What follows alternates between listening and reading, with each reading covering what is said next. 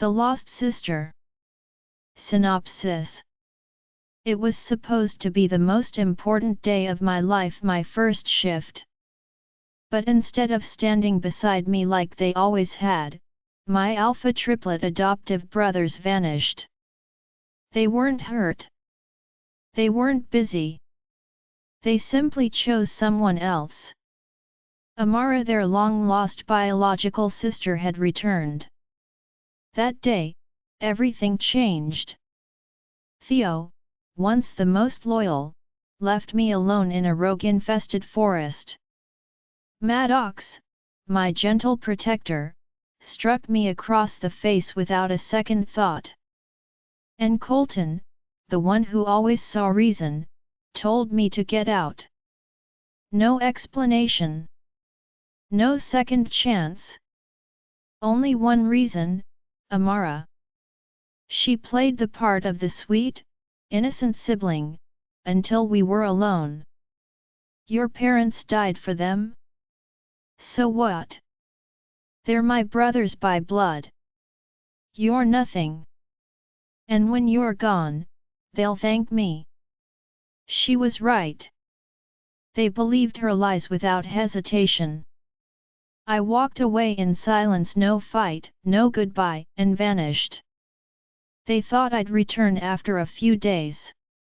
That I was angry, hurt, emotional. They never expected what I actually did. I enlisted in the Leakin Augmentation Protocol, a 10-year, no-contact military program known for breaking bodies and minds. A place people don't come back from the same, if at all. And by the time they realized I was truly gone, truly unreachable, the sister they welcomed shattered their world. And the girl they discarded? She was never coming back.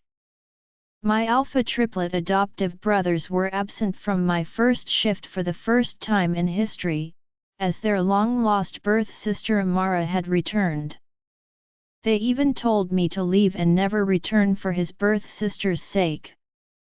To combat rogue wolves, the Alpha King gathered the most elite warriors from each pack for a Leakin Augmentation Protocol, a covered project that would last 10 years with no communication with the outside world. The day I volunteered for this research project coincided with the death anniversary of my parents. My parents were once the pack's most outstanding warriors, but they died in battle 15 years ago while protecting my brother's parents, the former Alpha and Luna, from a rogue wolf attack. My brothers adopted me from that day forward, promising that I would always be their little sister. Previously, my 3 foster brothers were always by my side on this day. However, since their birth sister returned, we have never mourned my parents together again. The research project director led me out of the institute, gently reminding me, "We leave in 7 days, Sabrina. Say proper goodbyes to your family, you won't be able to see them for a very long time." The central camp where we lived was spring-like all year, but my heart was frozen solid. I stood in the street for a long time. After all, we'd been siblings for more than 20 years. Surprisingly, they disrupted our mind-link connection. I had to swallow my pride and contact Colton via our housekeeper.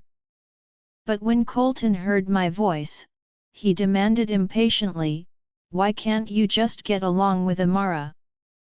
She's just an Omega. You shouldn't be conflicting with her." I defended myself, stating that I had done nothing wrong. Amara mocked me for not having parents and for stealing her brother's affection. Colton evidently didn't believe what I said. "If you keep telling lies like this, you can leave forever and never come back. Amara was separated from us before and had a terrible life. We should all make it up to her, especially you." I felt even worse, but considering the significance of today, I wanted to be with my brothers. I unconsciously sped up my words. Today is the anniversary of my parents' death.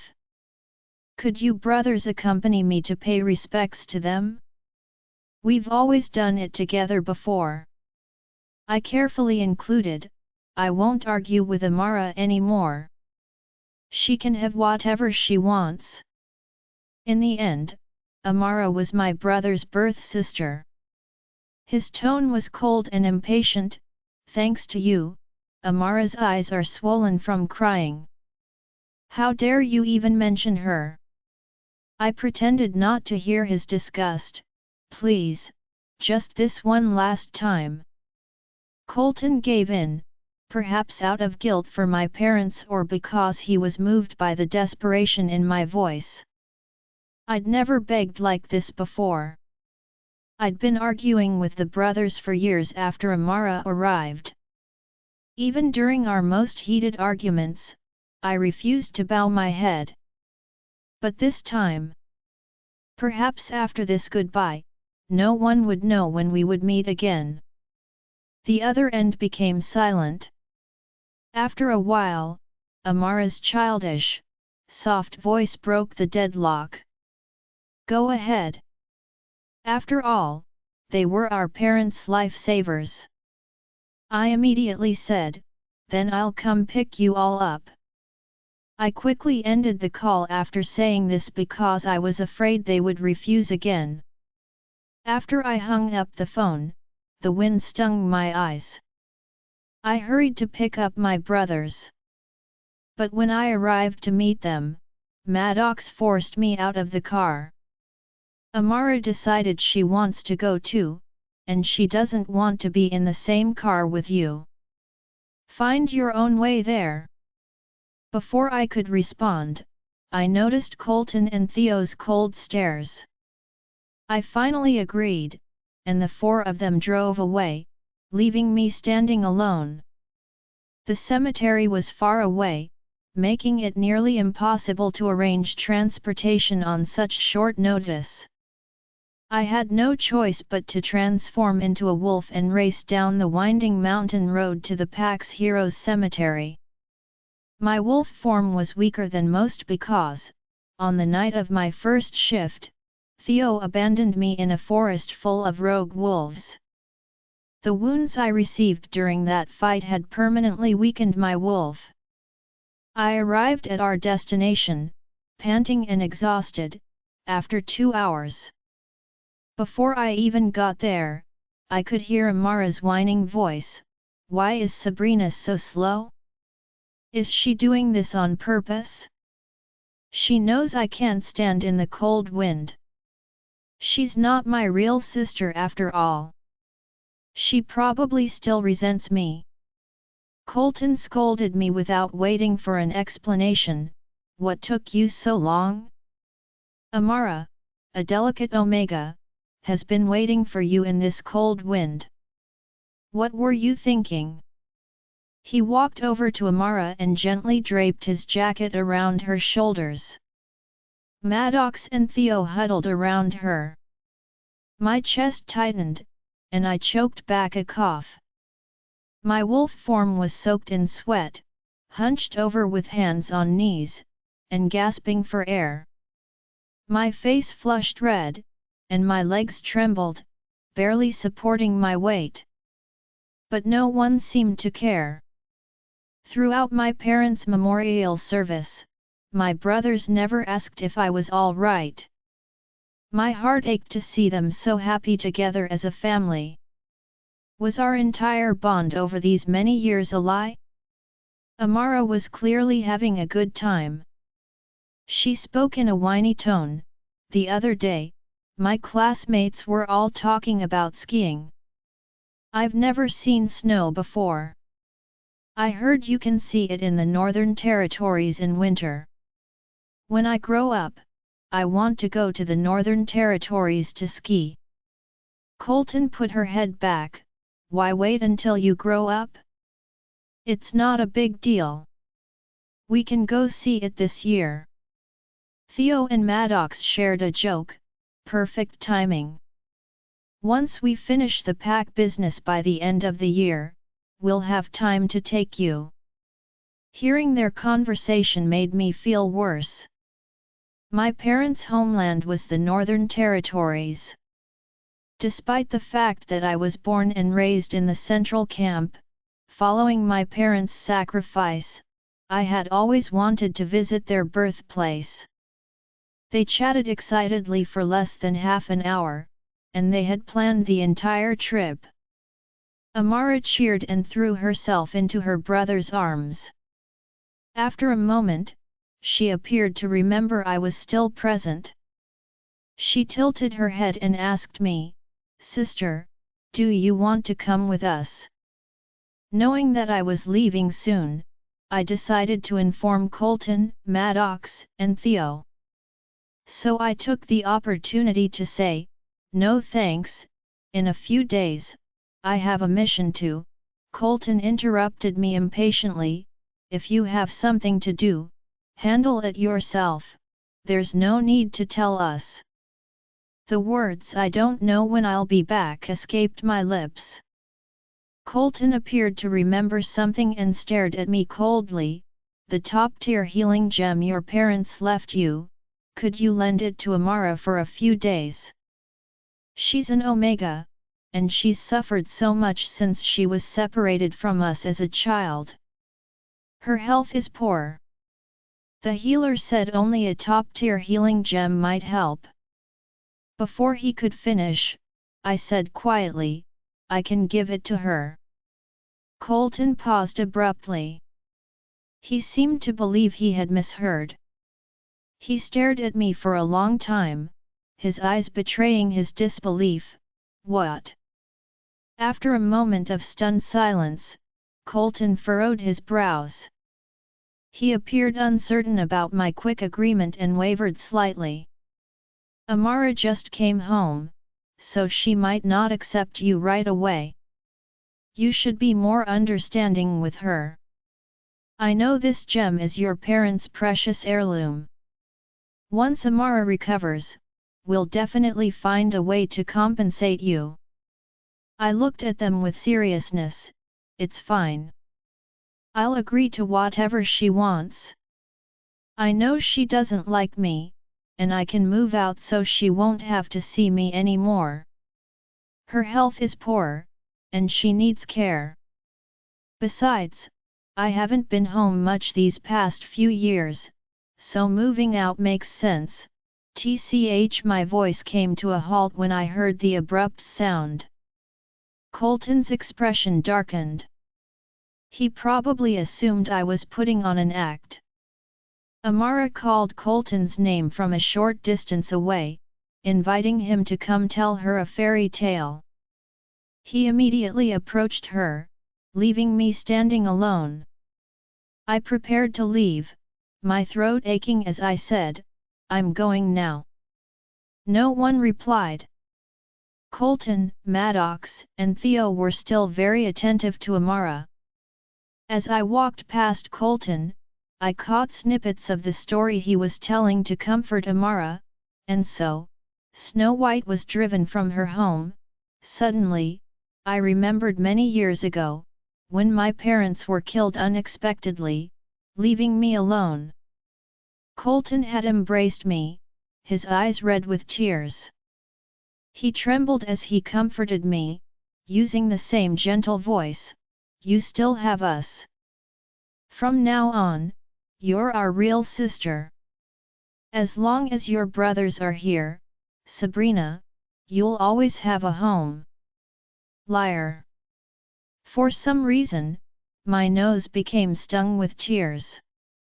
I gathered my emotions and hurried back to the military camp that night, busy with preliminary preparations for the body transformation program. I worked for nearly the entire night. The next morning, I rushed back home. I intended to give Amara my parents' precious healing gem and pack my belongings before moving out. Our housekeeper helped me pack while expressing her indignation. "When you were born, your mother was attacked by rogue wolves. You were so weak at birth, and your parents went through hell to find that top-tier healing gem to keep you healthy. How can the alphas let you give it to Amara? And this has been your room since you were little. Why do you have to move out? As I put books and clothes in my suitcase, I replied, it's okay. I won't be staying for long anyway. Behind me, a cold voice suddenly spoke. Where do you think you're going? I turned around and saw Colton standing behind me, though I had no idea when he'd arrived. His expression was icy cold, and his gaze was fixed on my newly packed suitcase. Maddox leaned against the doorway to my bedroom, looking at me with an equally cold expression. Amara, who had followed them in, hid behind Theo and secretly eyed my luggage. She couldn't hide the excitement in her eyes because she was so young. I briefly considered telling the truth. But then I remembered Colton's impatient words, these things, there's no need to tell us. I suddenly lost the courage to speak up. This way, when I leave, I can at least tell myself a lie. They simply didn't know. They weren't apathetic. My hand slipped into my coat pocket, my knuckles aching from the way I clenched them. I pretended to be casual, just packing my belongings, as agreed, I'm moving out. Colton's expression softened slightly. But he quickly spoke in a stern tone, can't you just get along with Amara? You're both my sisters. It's always the same argument. I had to move aside for Amara. I was accustomed to it by now. I reflexively responded, then I'll go to the military camp and never come back. Colton's face, which had just softened slightly, became completely dark. Do you actually feel wronged?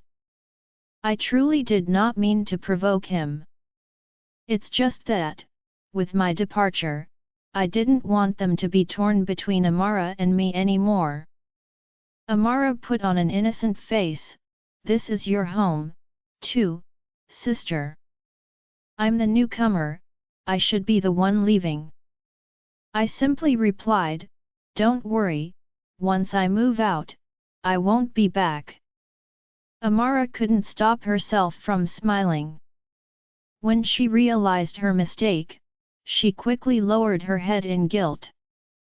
Who are you threatening? If you can't live harmoniously with Amara, then just go. Colton yelled angrily. Maddox also sneered, if you want to leave, move, who's begging you to stay? I didn't say anything else and continued packing my luggage. I had accumulated far too many possessions after living in this house for more than 2 decades. I couldn't take everything with me, so I only brought the essentials and what my parents had left me. I packed 2 suitcases to the brim and wheeled them to the door. Theo's furious voice rang in my ears, if you're so capable, then never come back. I struggled to move the suitcases downstairs and out the front door. Behind me, Theo's voice was angry and sarcastic.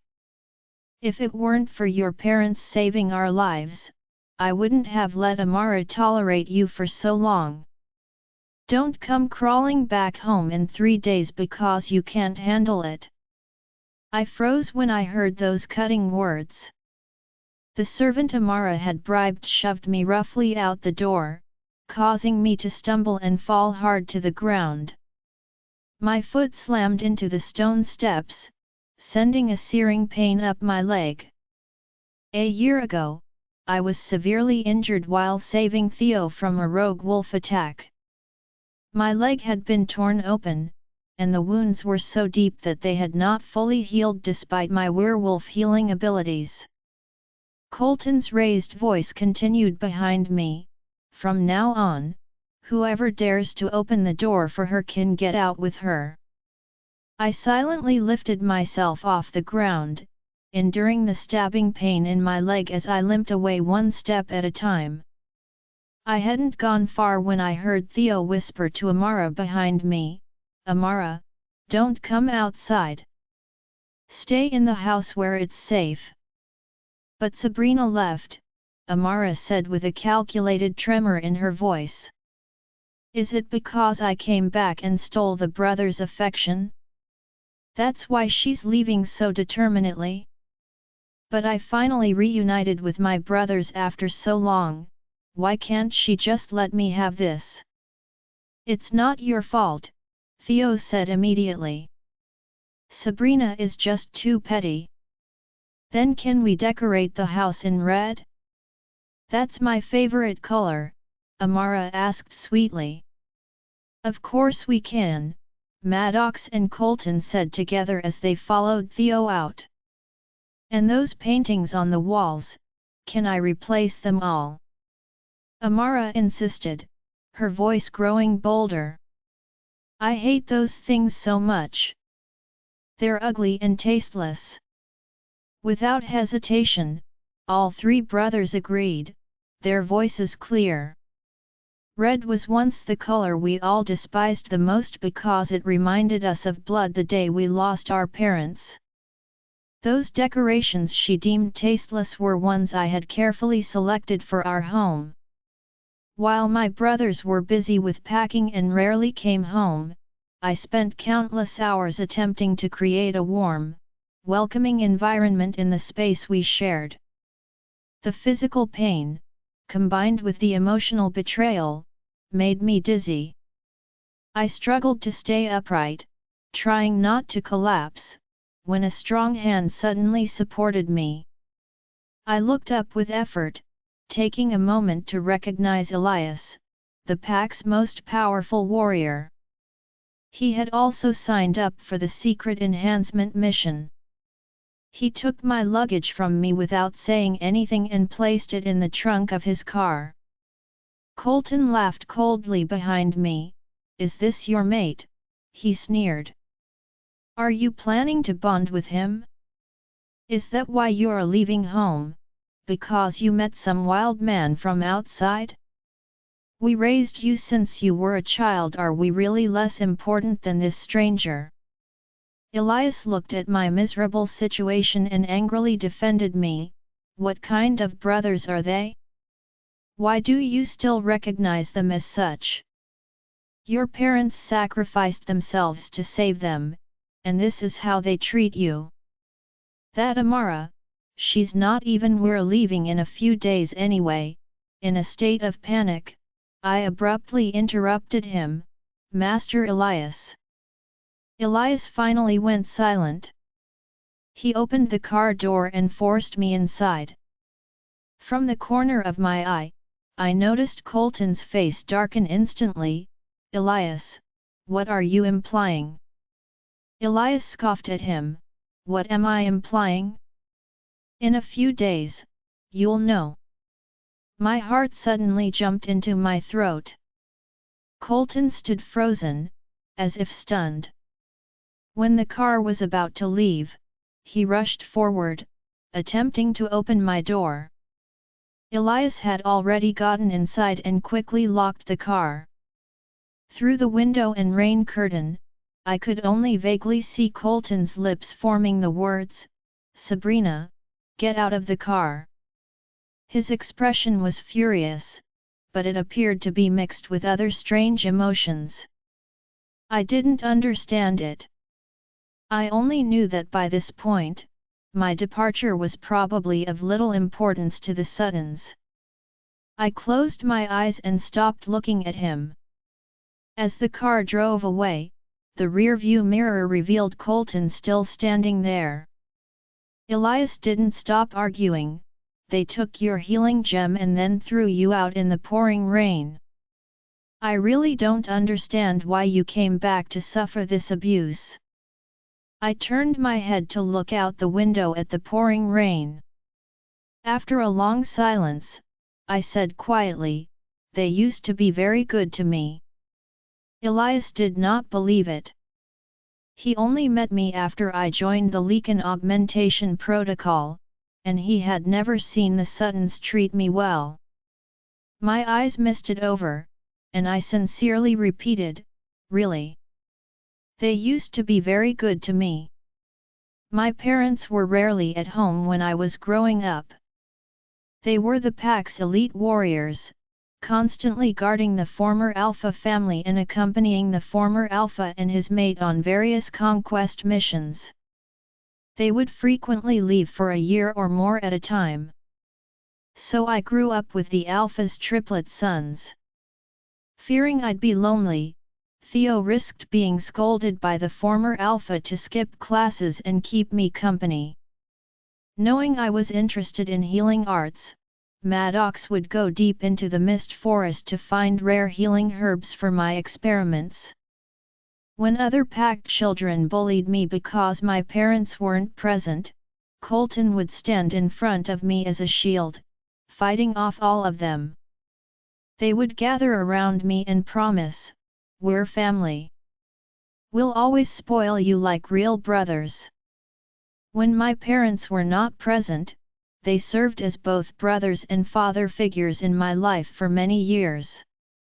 Until I was 12, my parents told me stories about snowfall in their homeland. The Sutton brothers promised to take me to see it for Christmas, and they even booked the flights. But the next day, rogue wolves suddenly attacked our pack, and my parents gave their lives to save the former Alpha family. Prior to the incident, our pack's Alpha and Luna were rallying the entire Werewolf Alliance to form a research team for the Leakin augmentation protocol, which could eliminate the rogue wolf groups that were frequently at war.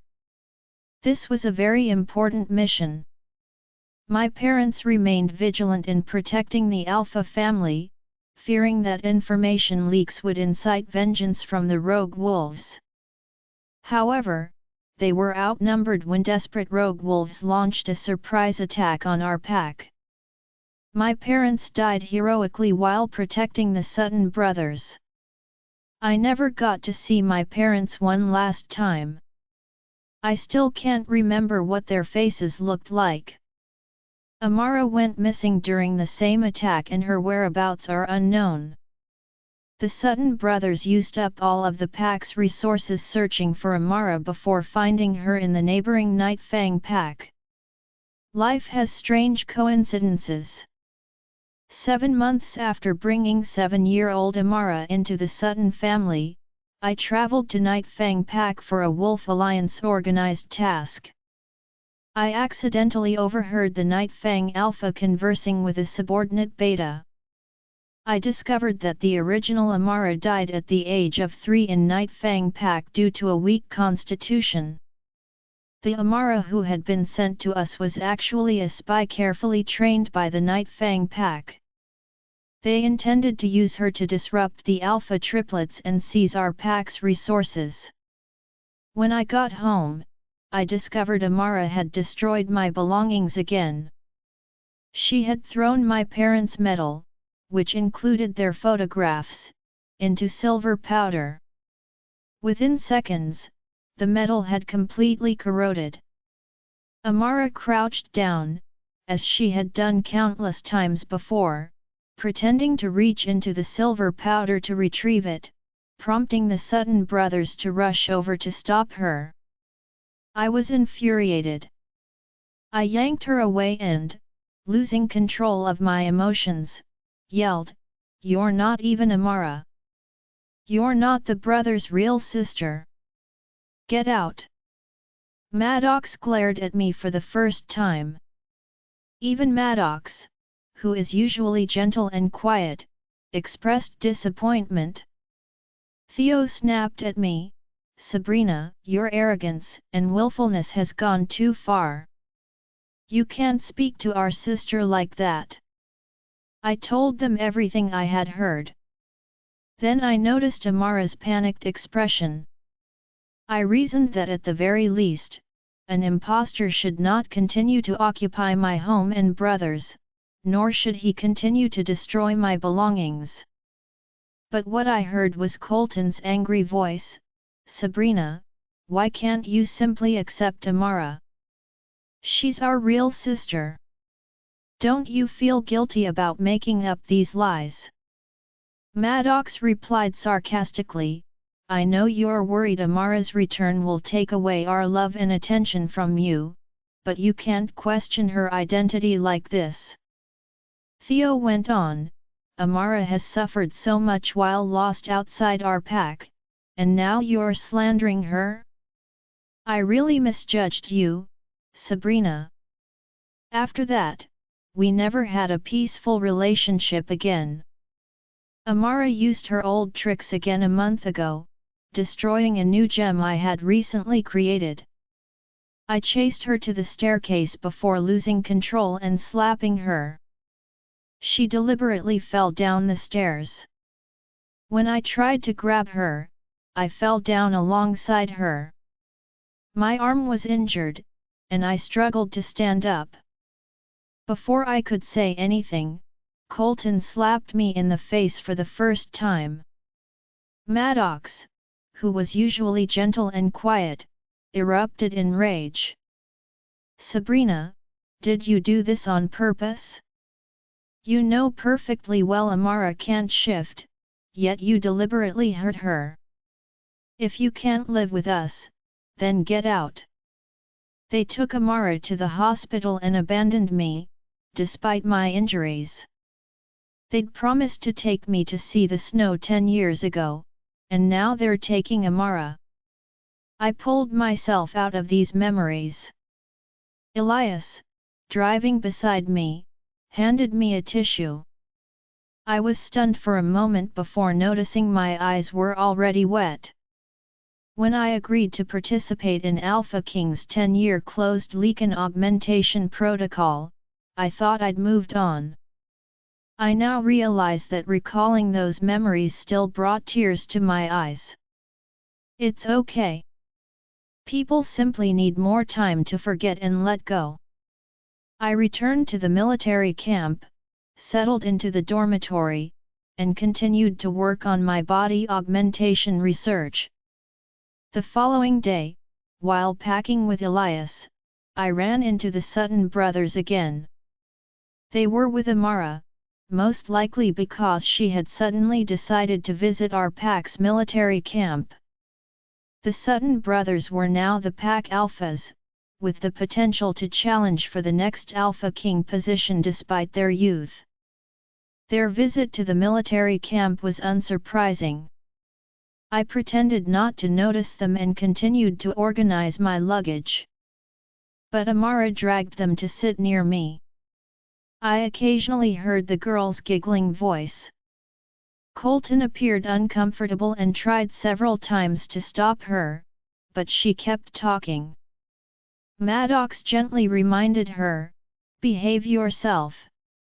When I was little, Maddox would sigh and tell me, "Next time, behave yourself."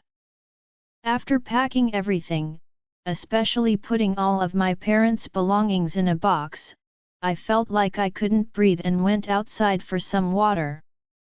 When I returned after collecting myself, Amara held the box containing my parents' mementos. The Sutton brothers were talking about development plans with the research director. Amara, alone with my parents' belongings, hurriedly threw the box into the military camp's incinerator. I couldn't react quickly enough.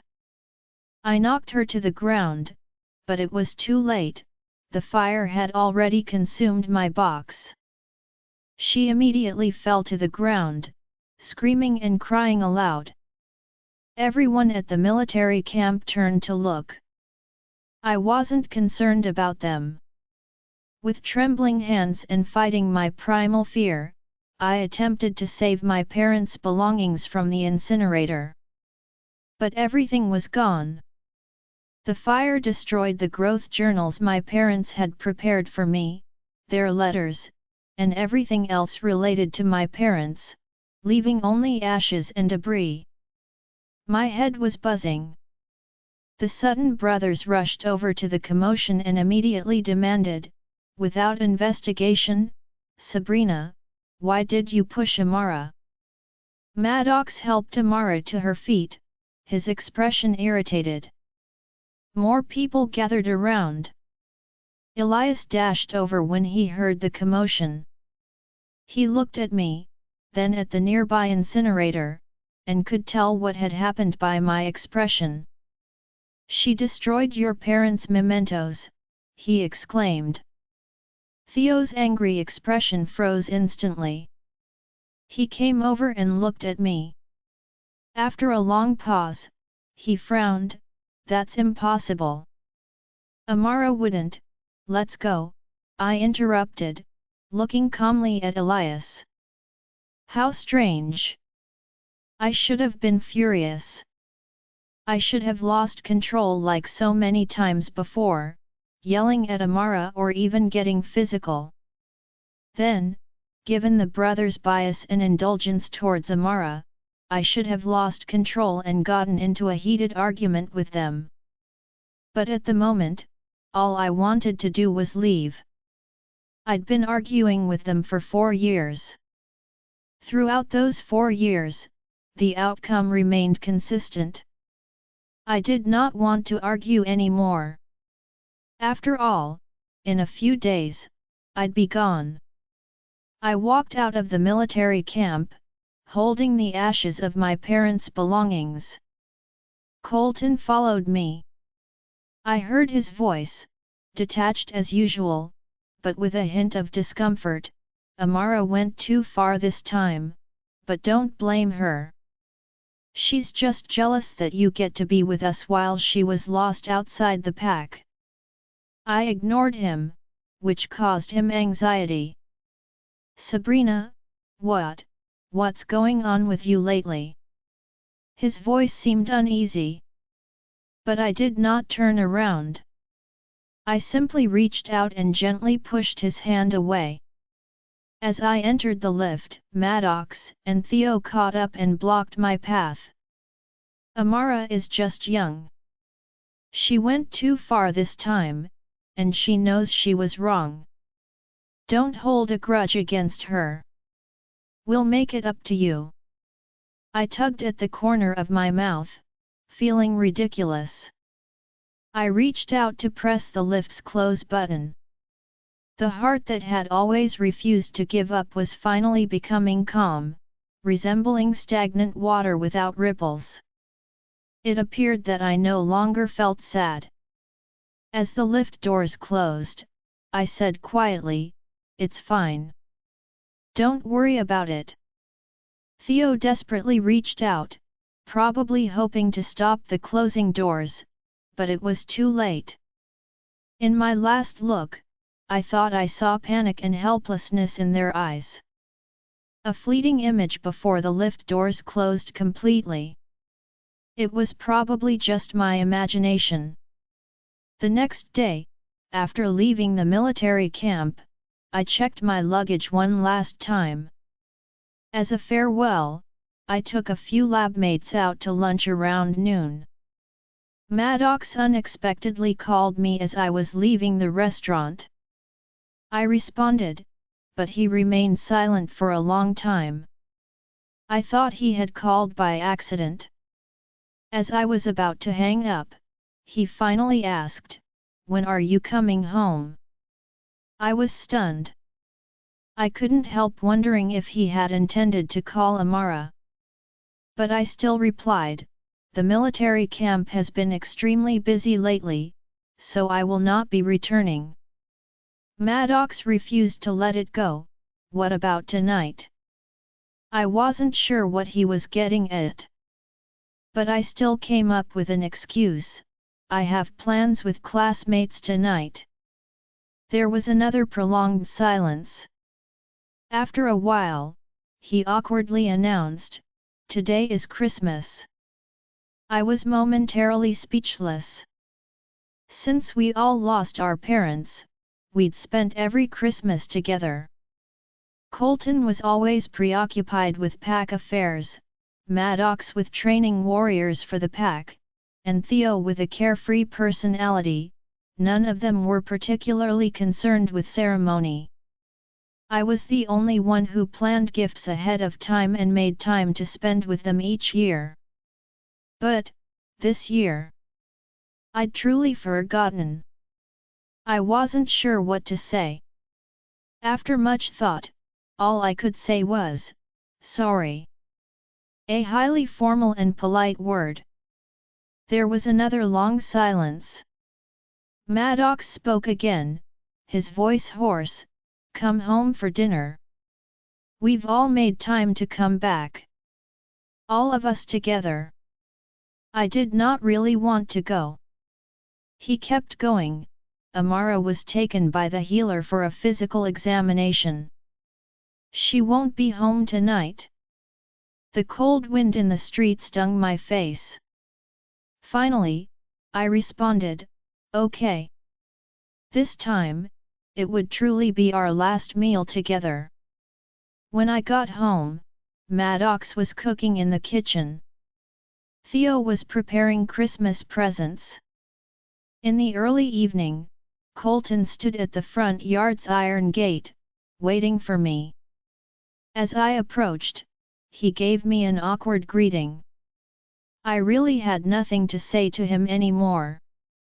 As I walked in, Maddox, holding dishes and utensils, poked his head out of the kitchen and said, "Wash your hands, dinner is ready." My eyes suddenly turned red. At dinner, Colton mentioned his skiing trip to the Northern Territories. "You should join us. I remember you've always wanted to see the snow." My hand froze while reaching for food. Theo peeled a few prawns for me and put them in my bowl. His tone was gentle, "We promised you long ago. But we've been busy with pack affairs, as you know."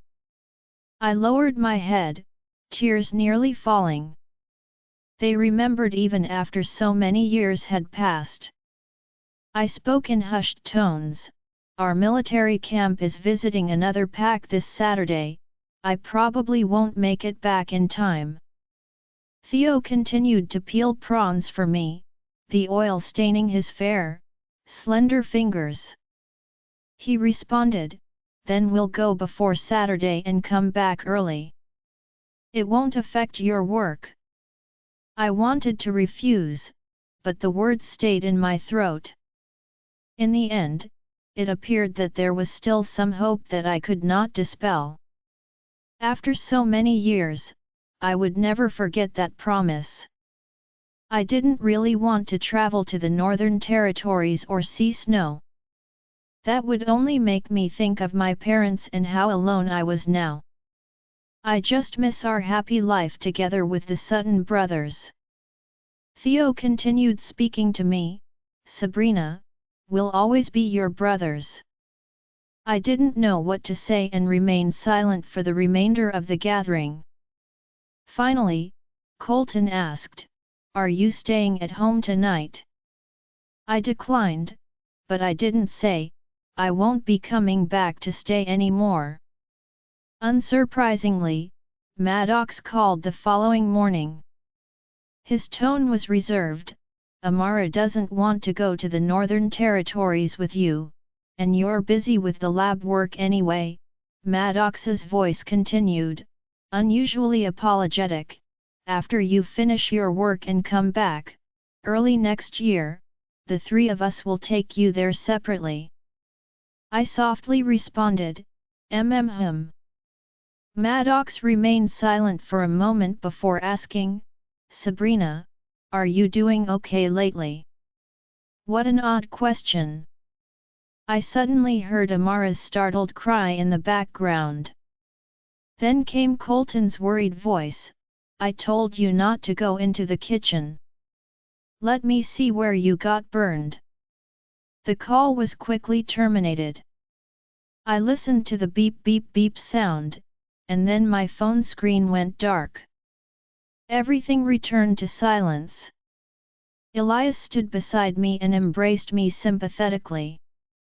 "I'll make her pay for this." But I honestly didn't care anymore. 3 days later, the plane climbed to 30,000 feet as Elias and I boarded for our covered research mission, leaving the past behind. On the third day after landing, I officially entered the Secure Research Institute. The project director joined us for lunch. He spoke to us seriously. "This is a challenging mission.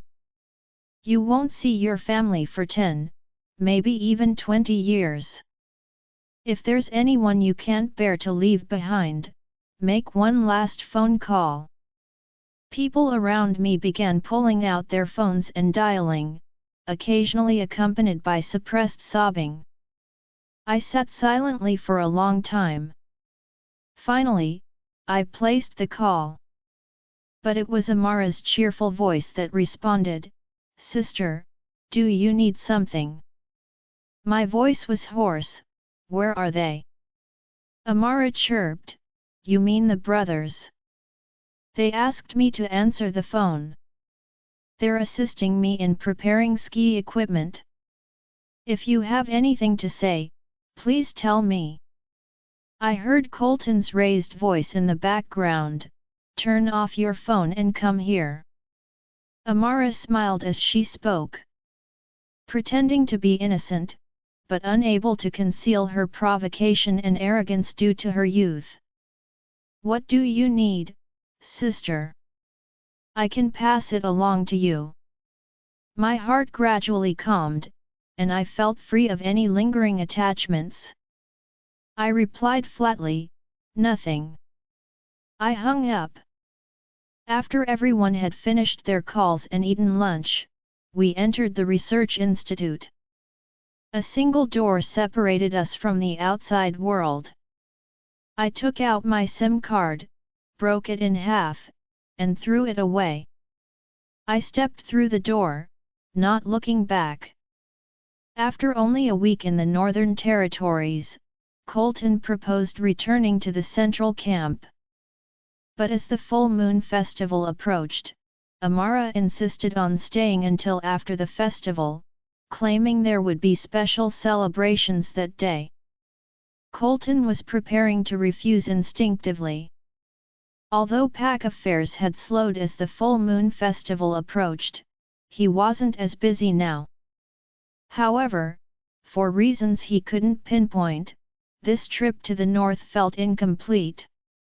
They had only been there for 7 days, but it felt like they had been there much longer. He was looking for an excuse to go back. Before he could think of one, Maddox spoke gently, "We can come back and play another time. There's an issue with the warriors I'm training. I need to go back." Amara was in the midst of enjoying herself when she objected angrily, "You just told Sabrina that everything was handled." Maddox fell silent, seemingly guilty, and gazed out the window. After a while, he frowned and intentionally changed the subject. "I've said many times, don't call her Sabrina. You should call her sister." Amara twisted her mouth in disgust, "She's not even really family," and dashed out, abandoning her newly acquired toy. Theo looked at the teddy bear that had been thrown on the floor. Suddenly, he remembered Sabrina's favorite style when she was younger. What was Sabrina like as a child? Theo tried hard to remember but realized he could barely remember. All I could think of was Sabrina crying and shouting, demanding that Amara leave. Later, Sabrina became increasingly quiet and reserved. She was no longer eager to speak with them, always saying she was too busy at the military camp and rarely returned home. Occasionally, Amara damaged her belongings. She would lose control and become angry, then collect herself and say, calmly and dispassionately, "Forget it." She became increasingly interested in staying at the military camp. Colton would occasionally run into her there. She'd be laughing with her classmates one moment, and then her expression would change to quiet and awkward when she met his gaze. Colton picked up the toy off the floor. He suddenly felt as though he had lost something. When did he lose it? When did that willful, spoilt Sabrina begin to disappear? Maddox's slightly cold voice interrupted his thoughts. I am going back tonight. If Amara wants to play, you can stay with her. I'm going back, too, Theo added. Colton looked up abruptly and noticed a hint of unease in Theo's eyes. The same unease that Colton felt in his heart. Colton said almost instinctively and urgently, I'm going back tonight, too. Maddox said nothing more and quietly began packing his luggage. They arrived in the central camp the following evening. On the way back, Colton's brow twitched violently for no apparent reason. Sabrina was not present when they returned home. The housekeeper approached to greet them. He handed over his coat, casually asking, Sabrina hasn't returned yet. The housekeeper shook her head. Miss hasn't been back. Colton frowned, it's been more than a week. Tomorrow marks the full moon festival. How could she not be back already? The housekeeper had been with the Suttons for years and had a soft spot for Sabrina. Her voice became noticeably colder, I wouldn't know. Colton wanted to ask more. Amara rolled her eyes impatiently, clung to his arm, and whined, she'll be back eventually. Forget all that, big brother. Come see my new storybook. I want you to read it to me tonight. Colton suddenly became irritated. He remembered Amara speaking Sabrina's name with disdain when they were out. Now she was clearly unconcerned about Sabrina's days-long absence. How sincere was she when she called Sabrina sister? The housekeeper turned and entered the kitchen, muttering quietly, Sir doesn't care about Sabrina anymore, so why ask? Those words were like an invisible thorn piercing Colton's heart. Amara grumbled unhappily, she's an adult woman. She will not get lost. Colton violently shook off the hand that was clinging to him. Anger surged within him for no apparent reason. He went straight upstairs, a cold expression on his face. Behind him, Amara wailed tearfully, Big brother, did I say anything wrong? Are you not going to read me a story? Colton did not look back, instead saying coldly, You're in 6th grade. Cannot you read yet? Amara's painful crying began. Normally, Colton would turn back to comfort her. When she cried, he would grant any request she made. He had always believed that not being good to Amara meant failing his parents. But it'd been 4 years. He had been completely indulgent with Amara, showing extreme care in the belief that he was doing the right thing for his deceased parents. But what about Sabrina, the girl he grew up with, whose birth parents gave up their lives for the 3 brothers? Colton walked upstairs and stood in front of Sabrina's bedroom. He opened the door and found it completely empty. He went inside and looked around, only to realize she had taken so many of her belongings. Unease suddenly surged through him. Fine vines slowly climbed up his neck, making breathing difficult. He sat on the sofa, opened his phone, and scrolled back and forth, discovering no missed calls or messages from Sabrina. There are no updates on social media at all. Why didn't she come home? He repeatedly scrolled through his contacts list and couldn't resist calling Sabrina's supervisor at the research institute. The call connected quickly, and the middle-aged professor's calm voice came through. Colton talked in circles for a while, avoiding the issue. Finally, he asked awkwardly, "Has Sabrina been causing you any trouble over the last few days?" Professor Lennox's voice was perplexed on the other end. "Mr. Sutton? How could she cause me any problems?"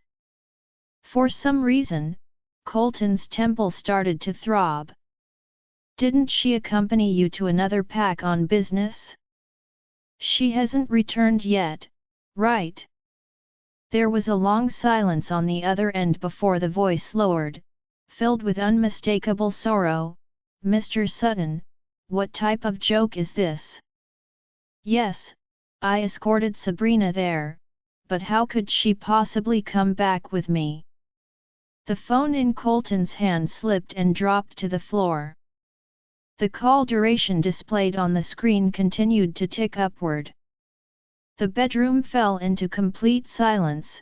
You could hear a pin drop. He felt as if he had misheard something. What did it mean, and how could Sabrina possibly come back? His breathing quickened, and his heartbeat boomed in his ears.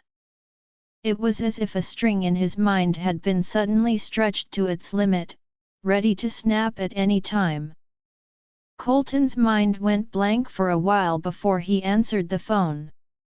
"I don't think I understand. What did you just say?" The voice on the other end appeared to become more distant. That mental string eventually snapped. "Others might not understand. But you, Alpha, how could you not understand? That top-secret 10-year Leakin augmentation protocol research mission. Theo was originally supposed to participate in this project, but I heard that because your sister Amara didn't want to be separated from her brother, you specifically removed Theo's name." Colton's face had completely lost its color. In the midst of this cold winter, cold sweat appeared on his forehead. Never before had he experienced such overwhelming fear. He fumbled to end the call, as if he were trying to get rid of a hot potato. However, his hands would not obey him. The words he'd heard echoed in his mind like a curse. "Others might not understand, but how could you not understand? Because you removed one slot, Sabrina was successfully selected for this project. Don't you know that, for Amara? No, no. Theo's name had originally appeared on the list of participants. He had made Theo withdraw at the last minute because he wanted to treasure their time together as a family. That family, however, was supposed to include Sabrina. It was supposed to be all of them together. After all these years together, he had long thought of Sabrina as his little sister. How could he not care about her? Furthermore, the three brothers had killed her parents. Regardless, he should have treated Sabrina well. It was not because of Amara.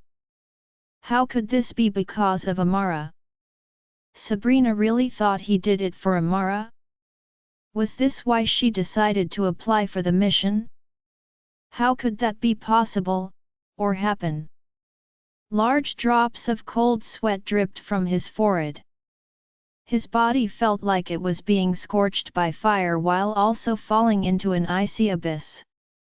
Colton gasped desperately for air, feeling like he was suffocating.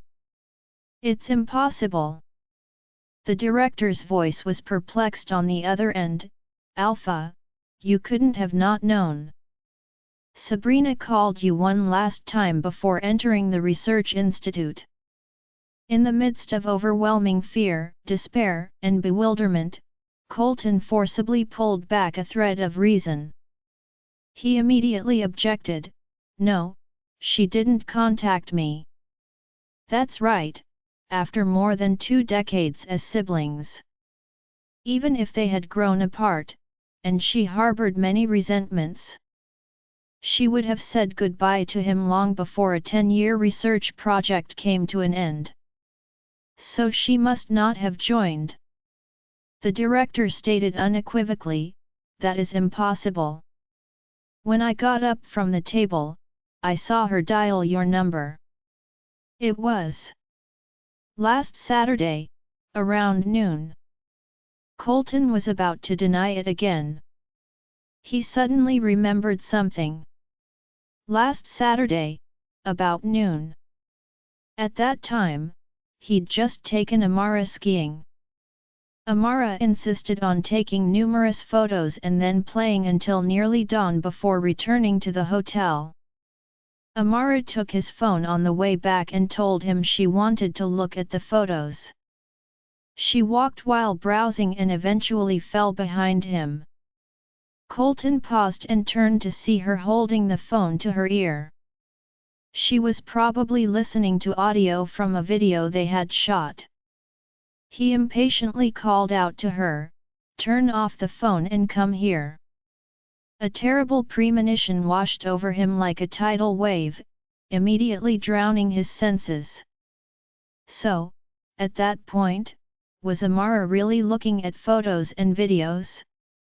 The call had ended at some point.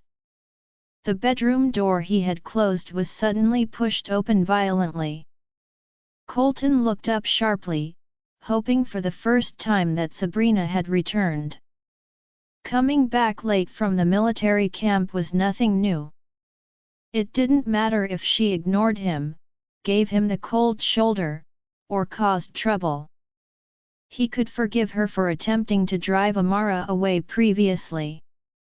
He could forgive her for pushing Amara down the steps. He suddenly believed that everything could be forgiven. As long as she returned. Just come back. When the bedroom door opened, Maddox and Theo rushed in, their eyes bloodshot and carrying the cold from outside. Snow covered their heads and bodies, and he had no idea where they had hurried back from.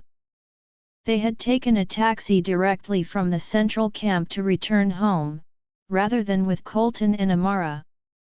Colton wasn't sure where they had gone. These usually gentle and steady men had dark faces and didn't bother greeting anyone. They walked directly to the wardrobe, then to the bathroom. Then they visited the other bedrooms and the study. Colton understood what they were looking for. He sat on the bed, unable to stand up. Maddox and Theo quickly searched the house, upstairs and downstairs, before returning. They approached Colton, and he noticed their pale, ashen faces. When Maddox spoke, his face and voice trembled. "Sabrina has left. She's gone." Colton opened and closed his mouth several times before he could speak. To reassure himself, he repeated Amara's words, She'll be back eventually. She's a grown woman. She won't get lost." Theo's eyes were blood-red and misted over with tears. His hand trembled uncontrollably as he grabbed Colton's collar. "She left with Elias. I reviewed the military camp's security footage. She was pulling her suitcase and following Elias." Maddox's voice trembled more violently as he tightened his grip on Colton's collar, nearly cutting off his breathing. "Do you understand? She left with Elias. You know what Elias was going to do, don't you? Don't you?" Colton's breathing became labored, and he forgot to move. After the overwhelming fear and despair, all that remained was an endless, bottomless confusion. How could he possibly have been unaware of Elias' actions? The Pax Alphas had personally reviewed and confirmed the list of participants for the 10-year confidential leak and augmentation protocol study. Elias' name appeared on that list. And several days ago, beginning last Saturday, the research was officially launched. Where Elias had gone was obvious. Colton stood unsteadily and approached the door like a lost soul. I will go look for her and call her home. Tomorrow marks the Full Moon Festival. Every year at the Full Moon Festival, she stays at home. Maddox's face trembled, and his voice was desperate. Why did you need to listen to Amara? Why did you have to travel to the Northern Territory to see snow?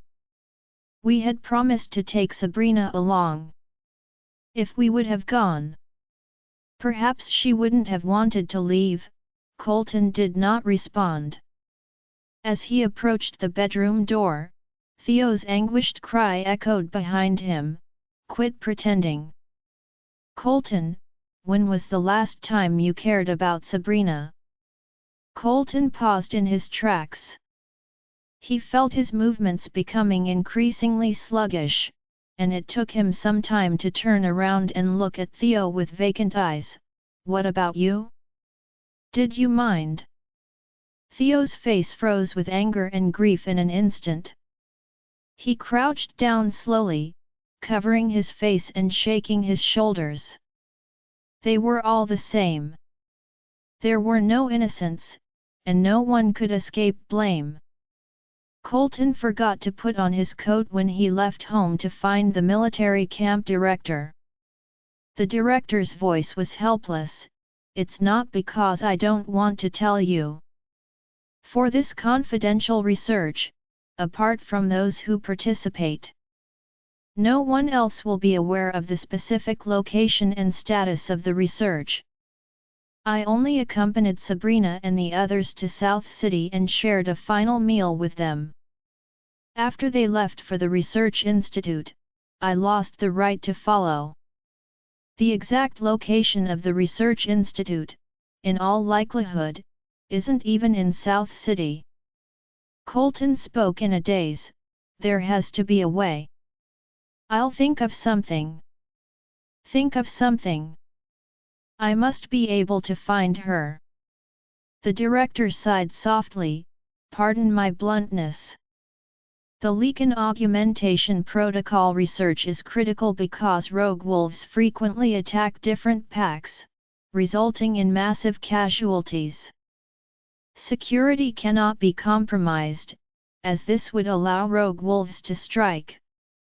This time, until the research is complete, no outsider will be able to find them. Colton, as if his soul had left, stubbornly replied, I will find a way. The director couldn't help but remind him, if you make a big show of looking for Sabrina, you risk endangering her. Don't forget, Alpha, that her parents died to save you. If you truly care about Sabrina, respect her choice. Colton's pupils trembled violently. The heavy snowfall during the deep night had frozen the vast northern city into a silver-white world. It appeared to have completely frozen him as well. He stood motionless, with his fingertips too weak to move. Sabrina was gone. He couldn't even attempt to locate her. The director turned, closing the front gate behind him. Eventually, Colton was left alone. No, there were two others. He turned to see Maddox and Theo standing beneath a tree behind him. Their gazes met under the cold streetlight, and they saw the same shattered hope in each other's eyes. Colton suddenly remembered something from many years ago. When their parents died unexpectedly, 12-year-old Sabrina sobbed in the snow until she nearly choked. At the time, he had hugged her and said, as long as your brothers are here, Sabrina, you'll always have a home. It appeared he had broken his promise. Colton couldn't bear going home anymore. He wasn't sure where he should go. Shortly after, the Suttons received a package containing a DNA test indicating that Amara was not biologically related to them, along with a recording. In the recording, Amara, who was only 11 years old, spoke with such viciousness. Do you think if you tell them again that I am not the real Amara, they will believe you? Why should I listen to you? The Sutton brothers will give me the entire pack. Why would I go back to the Night Fang pack? They've raised me for 4 years, already treating me as their only sister. They don't even care about Sabrina anymore. That bitch Sabrina called last week, and I picked up. I could tell by her tone that she wasn't coming back. From now on, they'll have only one sister, me alone. How many of her belongings have I broken over the years, and her 3 brothers only protect me. I pretended to fall down the stairs, and that fool attempted to grab me. She fell and got hurt herself, then got slapped. She deserved it. She wanted to see snow, and I made sure she couldn't come. Didn't they eventually abandon Sabrina? Everything will be mine now. Everything belongs to me alone. Probably believing that these were things to be extremely proud of and worth boasting about, Amara spoke with triumph, smugness, and wild joy in her eyes. Her face was twisted and ferocious, completely out of character for someone her age. The Sutton brothers were shocked and desperate to confront Amara. They wanted to rip her apart, cut her into 1,000 pieces. But he was unable to move. If they killed Amara, would Sabrina return? Could the outcome change? No. It couldn't. It was already too late. Countless images ran through his mind like slides, playing over and over. Sabrina tells Amara to leave for the first time, desperately trying to explain she is a fake. Sabrina's first broken photo frame caused her to cry. Sabrina hid her face, preferring to swallow her tears in silence when she felt most wronged and helpless. Sabrina falls down the stairs. The first slap he gave her. Each moment, each drop, had prepared her for departure. Colton had never realized so clearly that he had lost Sabrina. She was gone and would never return. Colton didn't know how he got home. As he entered, he noticed Maddox and Theo slumped on the sofa. The housekeeper sat across from Maddox, her expression detached. I'm not just telling you the truth now. Which incident did Miss not tell the truth about? Maddox and Theo looked at her blankly, their eyes hollow and vacant. They must have heard the same things Colton did. The housekeeper's voice was full of pain. I've been caring for Miss for many years. I just believed that, despite her occasional willful and naughty behavior, she knew what was important. When she shouldn't lie, she never would. They had previously been certain of this as well. But, after Amara arrived, why did they stop believing Sabrina? Maddox stood up and shakily walked upstairs. Colton followed, watching him enter the bedroom, open his suitcase, and remove the top-tier healing gem. Maddox murmured, as if speaking to himself, I promised her. When she comes back, I should return it to her. Theo said hoarsely, she won't come back. Maddox's thin lips trembled, and he burst into tears for the first time.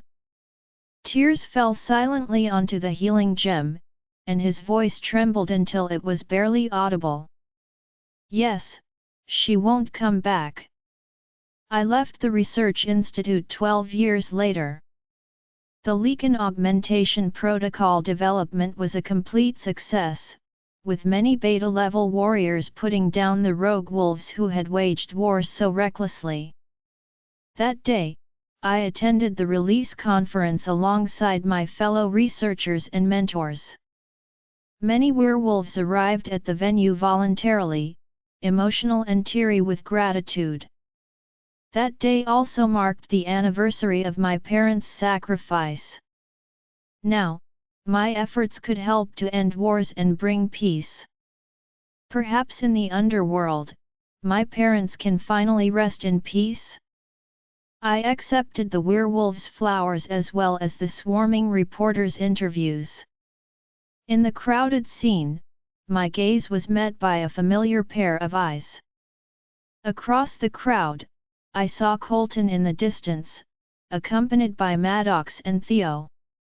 After 12 years without seeing them, they, like me, had begun to age. They were all over 40 now.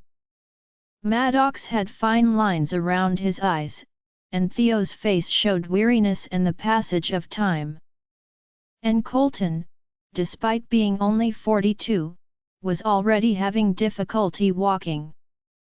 Our eyes met for a brief moment, and it felt like another lifetime.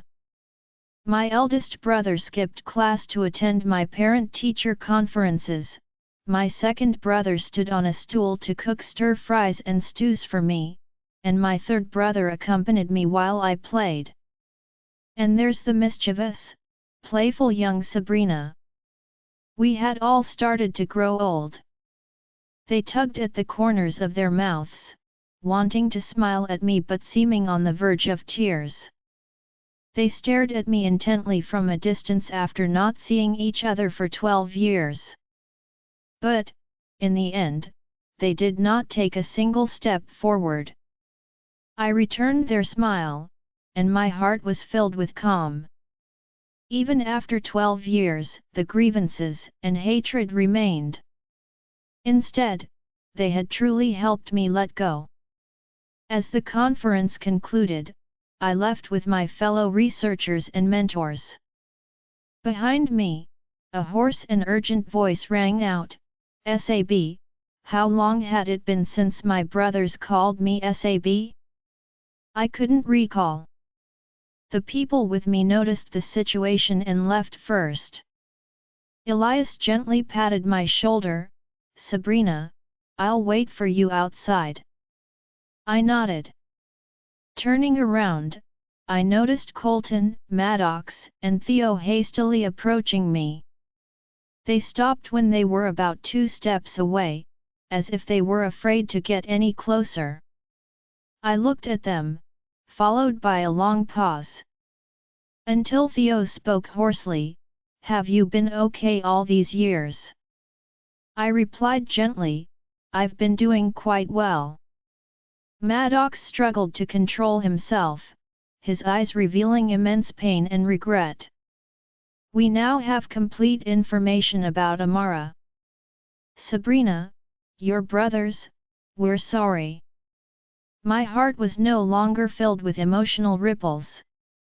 I just said calmly, "It's okay. It's all in the past." Colton's face trembled. After a while, he gently inquired, "Could we have a meal together?" I shook my head. "I'd rather not." The hope in their eyes vanished instantly. I did not linger any longer and turned to leave. Behind me, Colton's unbearably hoarse voice repeated, "I'm sorry." My steps faltered slightly. In the end, I left the venue without looking back. I returned to the central camp to see my mentor. After 12 years, his hair was completely white. I listened as he described Colton, Maddox, and Theo's collapse and remorse over the 12 years I was gone. Theo never recovered. Maddox was injured several times while training warriors. Colton, amid years of grief and hectic pack affairs, consecutive all-nighters, and overwork took their toll on his health. Amara was driven out of the Sutton household. Night Fang Pack, having lost her usefulness, would not accept her return. Later, she wandered around with a pack of rogue wolves. No one knew where she'd ended up. Nobody knew whether she was alive or dead. Listening to all of this, my heart remained calm. Finally, Professor Lennox sighed softly. They realized their mistake. All these years, they've been very sorry. Sabrina, have you ever thought about, I gently interrupted my mentor's words, I don't think about it anymore. For me, it's all in the past. I would continue to devote the rest of my life to the cause of peace. I didn't hate my 3 brothers, but I also didn't want to look back. Elias and I became friends at the age of 37, after years of working together at the research institute. Elias had always been protective of me, especially after we mated. When we talked about having children, his brow furrowed with concern. Sabrina, werewolf pregnancies are risky even for younger females, he said one night. I can't risk losing you. I've watched you nearly die too many times during our missions. His normally confident eyes revealed a vulnerability I had rarely seen. I knew he was recalling the time a rogue wolf nearly tore out my throat during a weapons test gone wrong. We have other options, I reassured him, squeezing his hand gently. We visited several pack orphanages before discovering her, a tiny newborn with silver blonde hair and bright green eyes. She's the one, he whispered. We named her Eva. I organized a birthday party for Eva when she turned 3 years old. Nothing extravagant, just a gathering of the other pack children, some fellow researchers, and Elias' family. Eva was overjoyed, her small face lighting up with each gift she opened, and her laughter filled our home. After the festivities had concluded, I saw the last guests approach the door and thanked them for coming. Eva had a wonderful time, I told our neighbor Sarah as she left. Thank you for the storybooks, she's already enjoying them. As I waved goodbye, the evening air felt cool against my skin. As I turned to return inside, a prickling sensation in the back of my neck caused me to pause. Years of battle training had sharpened my instincts. Someone was watching. I froze as I cast a casual glance at the treeline on the edge of our property. 3 figures stood half hidden in the shadows, figures I could recognize anywhere, regardless of the years. Colton, Maddox, and Theodore. I was 40 now, with silver strands in my hair and fine lines around my eyes. They were approaching 50, and time had marked them even more severely. Colton sat in a wheelchair, his once strong frame weakened. The scene was so shocking that I had to look twice to believe it. The Alpha, who had once commanded respect by his mere presence, now appeared frail and dependent. Maddox stood beside him, his posture rigid and proper, though his hair had grayed significantly. And Theo, who had always been the most physically active of the 3, now had a slightly stooped posture, as if the weight of the years was heavy on his shoulders. They didn't approach the house during the party. How long had they stood there, observing from a distance as my daughter celebrated her birthday? What right did they have to be present in her life, even as silent observers? Our gazes met across the garden. I could see the moment they realized I had found them. A flicker of hope crossed their faces at the same time, so familiar it made my chest ache. Theo grabbed Colton's wheelchair handles and began pushing him forward, while Maddox hurried ahead with a stiff but purposeful gait. Each person held something in their hands. "Wait," Elias called from behind me. He appeared in the doorway, his body tensed. "Do you want me to send them away?" I shake my head. It's okay. I'll handle this. Eva looked around Elias' legs, curious about the strangers. Who are they, Mommy? Old acquaintances, I responded, my voice steady. Go inside with Daddy. I'll be right there. As they approached, I noticed Colton's hands trembling slightly on the wheelchair's armrests. Theo's gaze darted anxiously between me and his brothers, and Maddox's usual composure appeared brittle, almost shattering. Maddox approached me first, wielding a carefully wrapped gift box as a shield. This is for your daughter, he said, his voice carrying an unusual quaver. We hope she'll like it. The uncertainty in his tone contrasted sharply with the confident man who had previously trained the pack's elite warriors. His eyes were constantly searching my face for any sign of acceptance. I paused.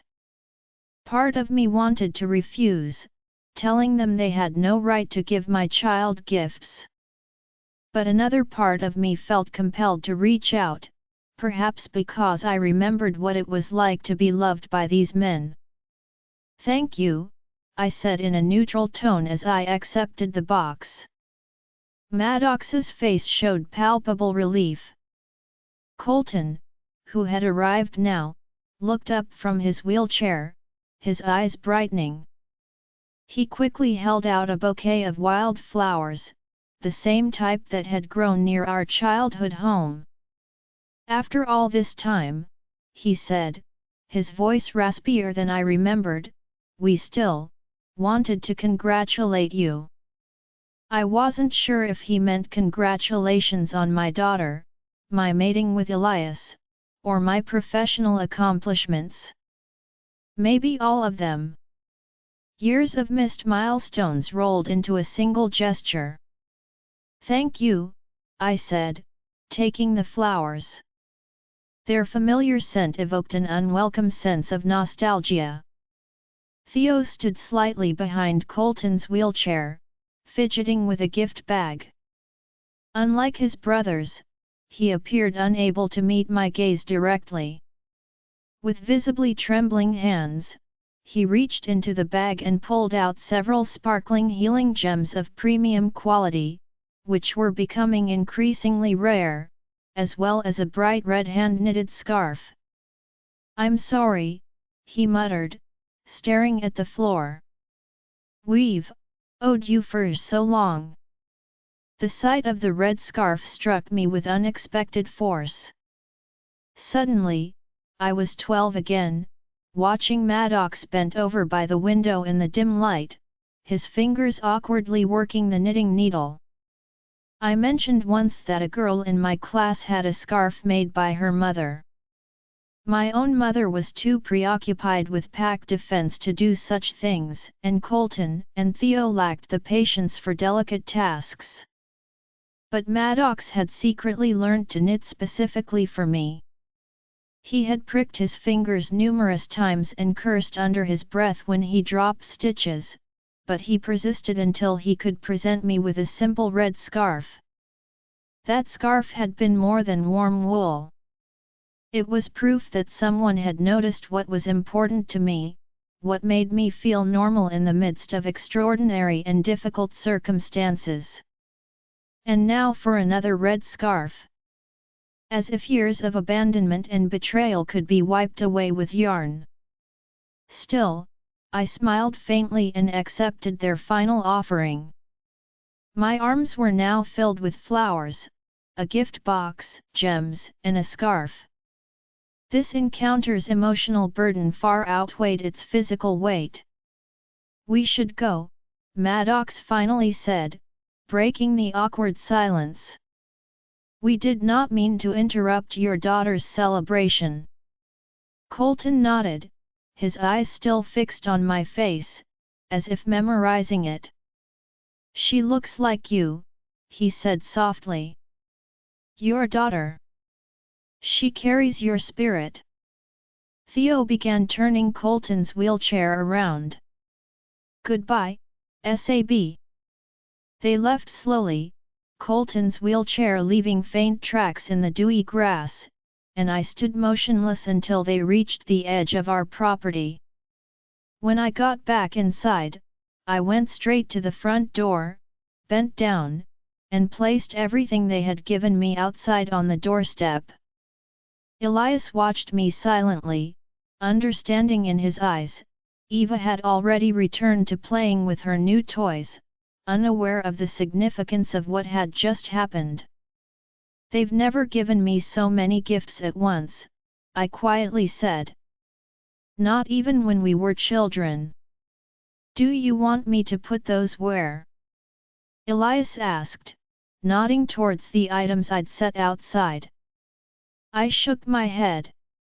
"No. I do not want them."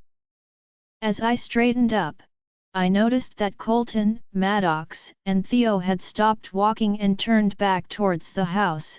They were just close enough to see me place their gifts on the ground. Even from a distance, I could tell their expressions. Identical looks of sorrow and dismay crossed their faces before they quickly turned away, continuing their slow retreat. Hours later, as Elias and I were getting ready for bed, the phone rang. It was almost midnight, which was too late for casual calls. I responded, a sense of dread already settling in my stomach. "Mrs. Harper?" An unfamiliar voice inquired. "This is Starlight Hospital. I am calling about Colton Sutton." My hand tightened around the receiver. "What about him?" "He has been admitted in critical condition. His brothers asked us to contact you." The nurse's voice softened. "The doctors do not expect him to survive the night. They asked if you wanted to see him one last time." I ended up rushing to the hospital, the phone call still echoing in my ears. Elias had insisted on driving me, despite my request that he stay with Eva. "You shouldn't be alone for this," he said, his eyes soft but firm as he grabbed the car keys. The hospital corridors appeared endless, their sterile whiteness a stark contrast to the turmoil in my mind. A nurse with sympathetic eyes directed us to the intensive care unit. "He has been asking for you repeatedly," she said softly. Elias squeezed my hand. "I'll wait out here." I nodded gratefully and took a deep breath before opening the door to Colton's room. Colton had devoted himself to werewolf affairs for years, giving his all to the pack and the Alliance, and the toll it had taken was visible in every line on his face and every labored breath he now struggled to draw. He refused to slow down, Theo told me during a chance meeting 2 years ago. "After you left. After we discovered the truth about Amara. He threw himself into work. Day and night. As if punishing himself. At the age of 50, his body was already riddled with illness.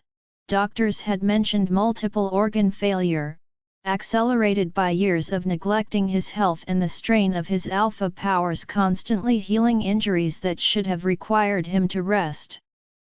I entered the hospital room quietly and sat in the chair beside his bed. The strong, imposing alpha, who had once commanded respect with a single glance, was now reduced to a frail shadow. His once broad shoulders appeared sunken beneath the hospital gown, and his powerful hands were now thin and veined against the white sheets. Suddenly, I remembered my daughter's birthday party just yesterday, and the stark contrast between this dying man and the one who had sat in a wheelchair on our lawn, stubbornly determined to see me one last time, struck me with unexpected force. He must have known then that he was dying, and that visit had not been a reconciliation attempt, but rather a goodbye. "How long has he been doing this?" I inquired, my tone barely above a whisper. Maddox looked up from his seat across from me, his eyes red-rimmed and hollow. It's been getting worse for months. But, today, after we left your home, he collapsed. Doctors say his heart.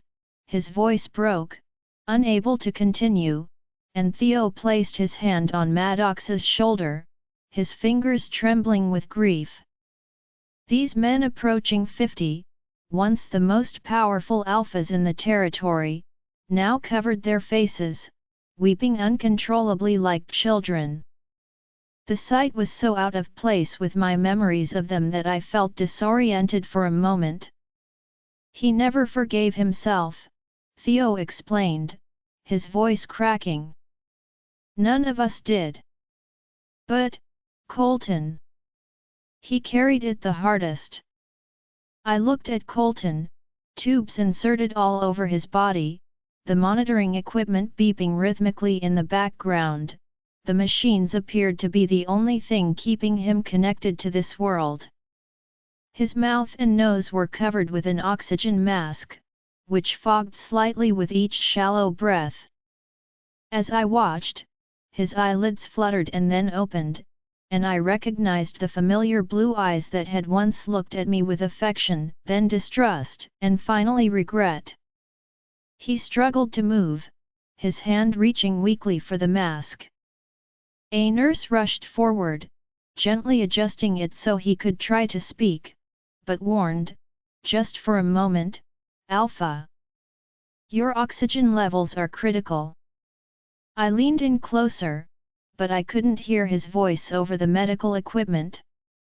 Despite being siblings for decades, I recognized the shape of his lips and the words he was desperately trying to express. He called me repeatedly, urgently but weakly. Sabrina, Sabrina, something cracked inside of me then, not forgiveness, but a softening of the hard shell I'd built around those memories. I remembered the heavy snowfall from so long ago, the day my parents died, and the not yet 20-year-old Colton who had held me tightly against his chest, tears falling into my hair as he promised me I wasn't alone. As long as your brothers are here, Sabrina, you'll always have a home. Looking back, years of memories seemed like a distant dream, both good and bad. I remember, I said softly, not knowing if he could hear me. I remember when you three took me sledding at Wolf Ridge. And how you threatened John Anderson after he pushed me down at school. Colton's eyes welled up with tears, and he tried to nod. I remember how you read to me when I was scared during thunderstorms, I continued, the words flowing uncontrollably. And how you taught me to drive, even though I crashed your new car into that fence. The nurse hovered nearby, clearly concerned by the numbers on the monitor, but unwilling to interrupt what appeared to be a final conversation. His face had turned ashen gray, and his breathing had become increasingly labored. When Colton tried to reach out to touch me, his hand shook violently, he appeared to use up all of his strength, and the simple movement appeared to cause him immense pain. I finally extended my hand and gently held his skin felt papery and cool, unlike the warm, strong hands that had once helped me up when I fell and ruffled my hair when I made him proud. I know, I said, responding to all his unspoken apologies and the words he was too weak to say. I know now. Then I said softly, hey, when you get to the other side, make sure to rest well, okay? You were never good at taking breaks. In these final moments, the ghost of our old familial teasing is offered like an olive branch. The smallest smile tugged at the corner of his mouth beneath the oxygen mask. Tears streamed silently down the corners of his eyes and into his gray-streaked hair. Despite having thousands of words to say, an entire lifetime of explanations, regrets, and love to express, he only repeated those 2 words countless times, each repetition weaker than the last. Sabrina, Sabrina, his eyes never left my face, as if he was trying to memorize every feature. I wondered if he saw the little girl I used to be, the angry young woman I became, or the person I am now.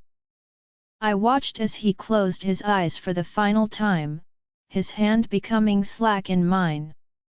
The heart rate monitor's steady beep became a continuous tone as the jagged line flattened into a long, endless straight line. The nurse moved forward, checking vital signs and gently removing the oxygen mask. "I'm sorry," she said quietly. "He's gone." Epilogue. Maddox sounded like a wounded animal, and Theo's shoulders shook quietly. I sat there for a moment longer, still holding Colton's hand, unable to accept that this was truly the end. The finality of death seemed incompatible with his larger-than-life presence. When I finally left the hospital, it was snowing heavily, thick flakes swirling in the cold night air. The world seemed quieter, as if in memory of what had been lost. Elias waited outside the hospital entrance, concerned on his face, and when he saw me come out, he immediately draped a coat over my shoulders, pulling me close. "I'm sorry," he said softly against my hair. As I was about to get into the car, something stirred within me, an awareness that this chapter wasn't quite over. I turned around to see Maddox and Theo standing a few paces behind me, looking lost in the falling snow. Maddox's hair had turned almost completely white, his features weathered by time and grief, and Theo stood beside him, offering silent support despite the fact that he appeared to be struggling to stand. Snowflakes fell abundantly, landing on their hair and shoulders, and neither man made an effort to brush them away. Through the blowing snow, I said to them, "Take care of yourselves from now on." A simple phrase, but full of meaning, acknowledgement, concern, and perhaps even the smallest seed of forgiveness. Maddox's eyes, which had just stopped tearing, turned red again, revealing a range of emotions on his face, including gratitude, regret, hope, and sorrow. He opened his mouth, and I could see him struggling to find the right words. All those years of eloquent speeches as the pack's second in command, and now language failed him. But countless sentences eventually became just one, "You too." 2 words that carried the weight of decades, of everything that had been and would never be. I opened the car door and got inside. Elias started the engine and pulled away from the curb. As the car drove away, the forlorn, slightly stooped figures behind faded into indistinct shadows in the swirling white. Snowflakes fell on the car window, blurring my vision, or were they tears? After all these years, I couldn't tell. Join our Facebook and WhatsApp group for more updates, link is given in description. Rest audiobook will be continued in next episode.